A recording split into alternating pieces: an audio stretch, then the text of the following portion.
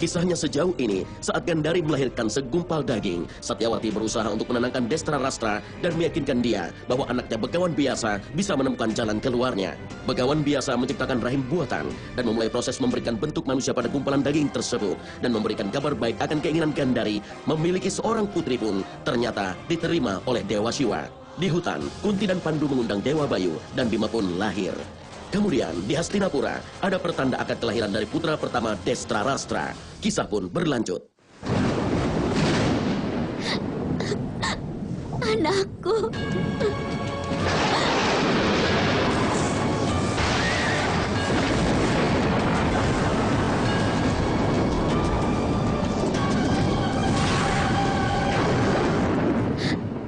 Kami semua sudah lama sekali menantikanmu.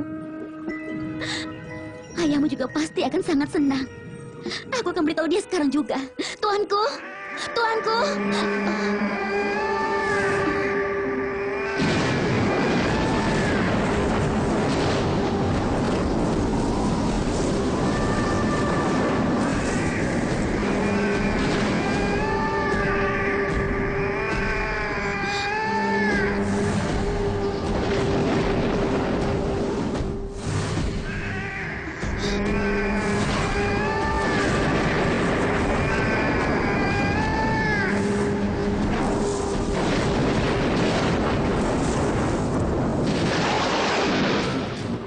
Katakan, Kripa, apa arti dari pertanda ini?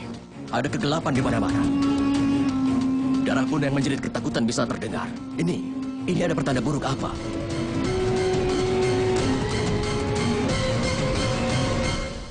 Setiap kali ada manusia dengan maksud jahat terlahirkan, seluruh alam semesta pun bisa merasakan itu. Seluruh semesta pun menunjukkan reaksi melalui pertanda buruk seperti itu. Bahkan, seluruh semesta memperingatkan adanya masalah yang akan kita hadapi di masa depan. Di antara semua pertanda buruk ini, memang ada anak yang telah lahir. Anak ini telah lahir sebagai ancaman bagi Hastinapura, bagi Hastinapura, bagi Hastinapura. Maksudnya kamu bilang bahwa anakku itu adalah iblis dan jahat?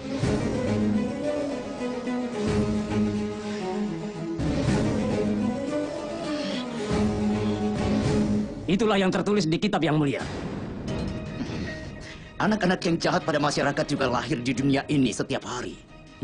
Kalau memang kitab itu benar adanya, suasana seperti ini harusnya terjadi setiap hari, benar kan, Kripa? Ini bukanlah masalah yang kecil, Sangkuni, tapi ini akan jadi bencana. Bukan hanya bagi bangsa Kuru saja, bukan pula hanya untuk Hastinapura dan Kurusetra saja, tapi untuk seluruh kerajaan Arya. Demi kelangsungan hidup manusia dan untuk keselamatan dari bangsa, maka kita pun memerintahkan anak itu untuk dikorbankan. Katamu anak itu ancaman. Kalau dia ancaman, untuk siapa? Apa ini pertanda buruk bagi seluruh bangsa? Atau untuk satu orang saja? Apa ini akan menjadi sebuah bencana bagi dia yang tidak menginginkan yang mulia bertahta? Anak yang sudah dinanti-nantikan selama ini oleh yang mulia, bagaimana bisa kau menyarankan agar anak itu dibunuh saja? Yang mulia Ratu punya anak 100 atau 99. Tidak akan terlalu membahayakan bangsa ini. Tapi kalau anak ini tetap hidup, dia akan menciptakan kehancuran bagi seluruh kerajaan dan juga seluruh rakyatnya. Sampai kapanpun aku tidak akan membunuh anak dari adikku sendiri, Kripa. Bisma, bagaimana menurutmu?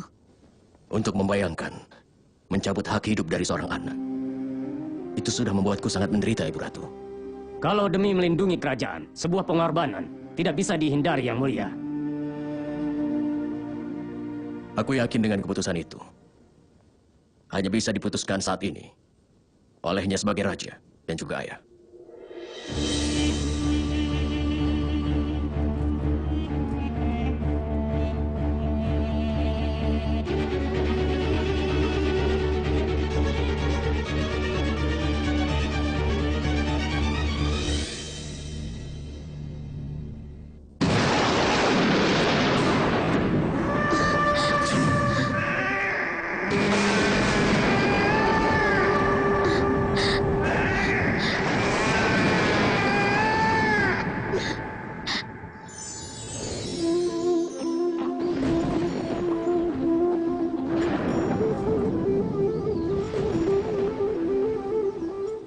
Berdasarkan dari mimpi dan intuisi, kita membayangkan kebahagiaan dan penderitaan di masa depan.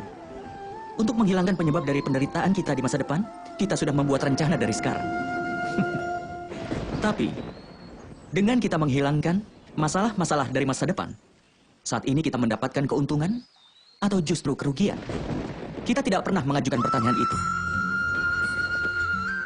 Yang sebenarnya adalah, masalah dan solusi itu berkembang bersama-sama.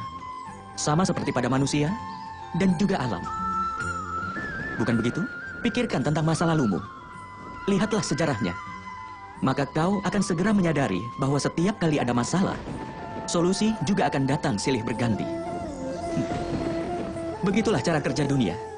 Intinya, krisis adalah alasan lahirnya sebuah kekuatan. Setiap kali ada orang yang bisa keluar dari krisis, maka dia akan semakin maju dan akan semakin bersinar. Dia penuh dengan kepercayaan diri, bukan hanya untuk dirinya, tetapi juga untuk dunia. Bukankah begitu?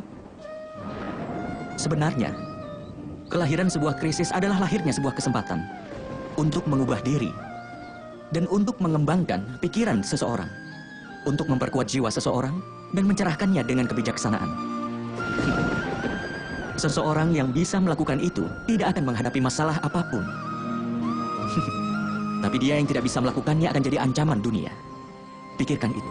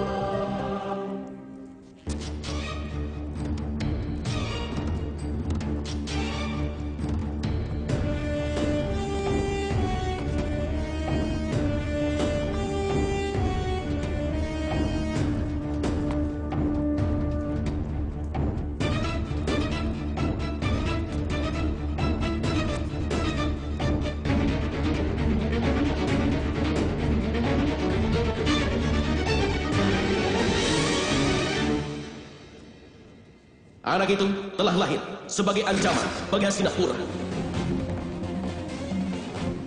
Kitab memerintahkan anak terkutuk haruslah dikorbankan. Hanya bisa diputuskan saat ini olehnya sebagai raja dan juga ayah. Anak itu telah lahir sebagai ancaman bagi Hastinapura. Kitab memerintahkan anak terkutuk harus dikorbankan. Hanya bisa diputuskan saat ini olehnya sebagai raja dan juga ayah.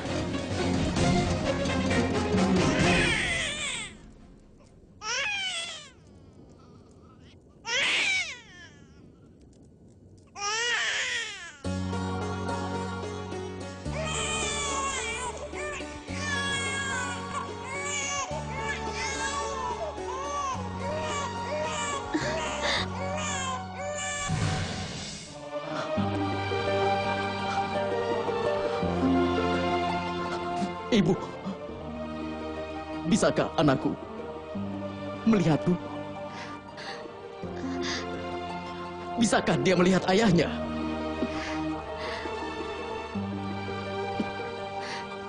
Iya, anakku. Melihatmu telah membuat senyum di wajahnya.